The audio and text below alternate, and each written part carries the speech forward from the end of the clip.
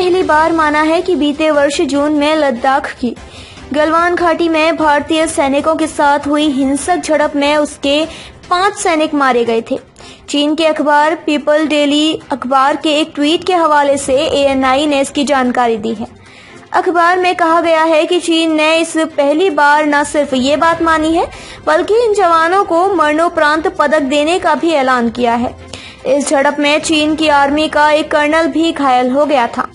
आपको याद होगा कि गलवान घाटी में यह झड़प उस वक्त हुई जब भारतीय सैनिक अपनी सीमा से चीनी सैनिकों को वापस जाने के लिए कहने गए थे।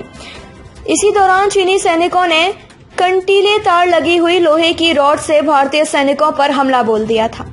इस खूनी झड़प में भारतीय सैनिकों ने चीन को करारा जवाब दिया था। हालांकि इसमें भारतीय सेना के एक कर्नल समेत 20 जवान शहीद हो गए थे। गलवान की इस घटना के बाद से ही लद्दाख की सीमा पर जबरदस्त तनाव बढ़ गया था। इस झड़प के बाद एक अमेरिकी रिपोर्ट में बताया गया था कि इस खूनी झड़प में चीन के करीब 30-40 जवान मारे गए थे।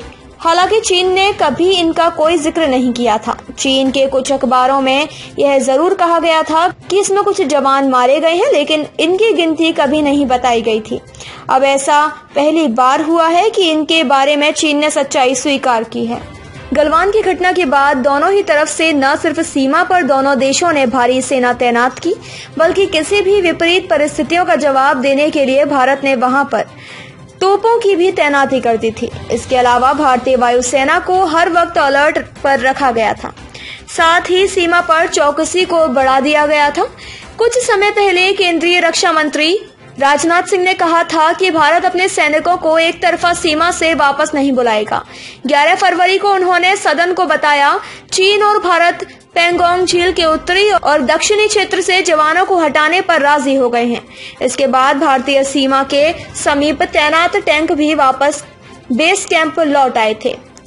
इन सबके बीच भारत ने फिर से तोपों की तैनाती शुरू कर दी है। Indian army chief general Manoj Mukund Naravane ने पिछले दिनों 100 के 9 ब्रज तोपों का ऑर्डर दिया था, जिसमें से 3 को लद्दाख में ट्रायल के लिए तैनात कर दिया गया है।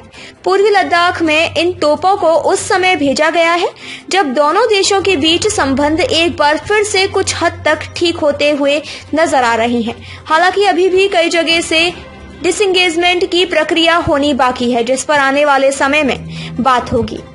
पब्लिक न्यूज डेस्क, देश और दुनिया की खबरों के लिए जुड़े रहिए पब्लिक न्यूज के साथ।